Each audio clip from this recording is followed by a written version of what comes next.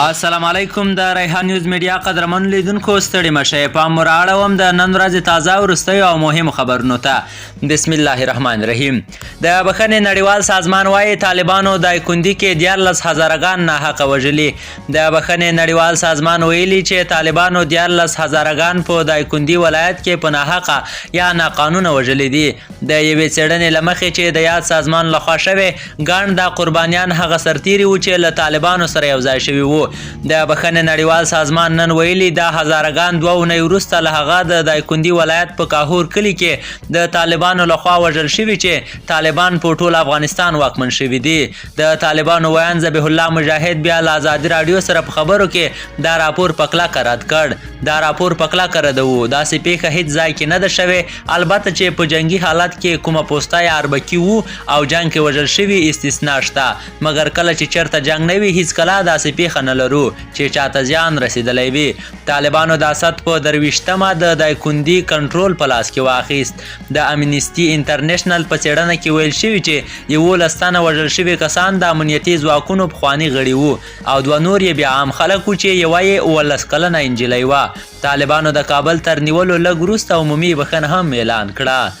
د کابل عیدګاه جومات مخې ته د بمي چاودنې پړه داعش ومنله د اسلامي دولت ډلې یا داعش د کابل د عیدګاه جومات مخې ته د یکشنبې ورځې د بمي چاودنې مسؤلیت ومانه تر هغې حملې څو ساعته وروسته طالبانو د کابل په خیرخانه کې د داعش ډلې د پټو غړیو پر یو مرکز د عملیاتو او د هغه د ویجاړولو خبر ورکړ داعش ډلې په خپل تبلیغاتي ویب سایټ اعماق کې ویلي د عیدګاه جومات مخې ته حمله چې 15 کسان په نتیجه کې ووژل شول د اسلامي دولت ډلې د ځانمرګي بریدګر لخوا شوې ده د طالبانو یو بیان او د اطلاعات او فرهنګ وزارت مرستیال ذبیح الله مجاهد تر حملې وروسته ازادي راډیو ته ویلي و چې دا په داعش پورې د تړلو کړیو کار دی دا پیښه داسې وخت وشوه چې په جومات کې د ذبیح الله مجاهد د مور فاتحه روانه وه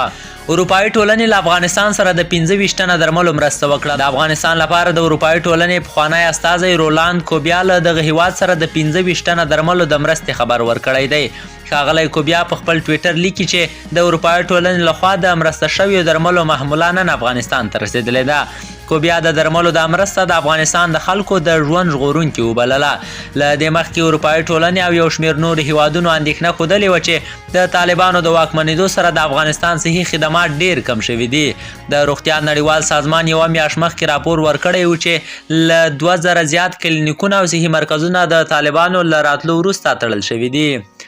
کابل ښار کې یو شمېر تیل پلورونکي د بیو له لوړوالي شکایت لري په کابل ښار کې یو شمېر تیل پلورونکي وایي د تیلو او ګاز بیې په بېسارې توګه لوړې شوي دي نن سې شنبه د تلې په 14 ازادي راډیو ته ځینو تیل پلورونکو وویل د 1 لیتر پټرول قیمت 80 افغانیو ته رسېدلی او 1 لیتر ډیزل هم په 2 افغانۍ پلورل کیږي د پادشاهي د تیلو ټانک مشر توریالی عزیزي ازادي راډیو ته وایي چې 1 کیلو ګاز په 80 افغانۍ پلورل کیږي ښاغلی عزیزي وایي د بیو د لوړوالي لامل د ناسم بانکي فعالیت او د پیسو نشتون دی دی وایي چې په دې اړه دوی څو ځلې له چارواکو سره خبرې کړې خو هغو له ژمنو سره دا ستونزه تر اوسه نه ده حل کړې د کابل ښار د تیلو پلورونکو په خبره مخکې 1 لیتر پټرول په 43 افغانۍ ډیزل په 40 افغانۍ او ګاز هم په 40 افغانۍ وو خو اوس دا بیې ډېرې لویې شوي دي دا په داسې حال کې ده چې د طالبانو په مشرۍ حکومت د صنعت او سوداګرۍ وزارت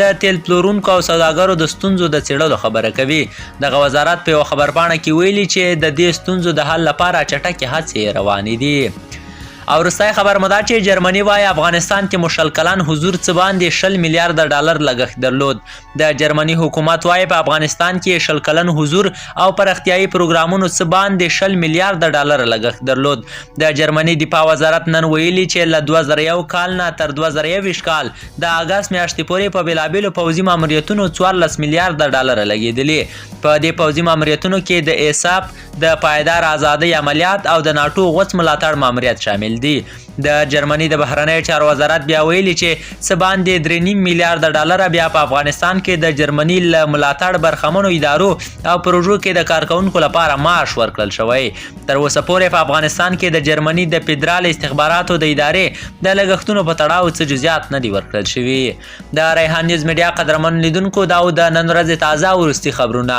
د نورو مهمو خبرونو لپاره در سره د ریحان نیوز میډیا یوټیوب چینل سبسکرایب کړئ تر بیا ښه وختونه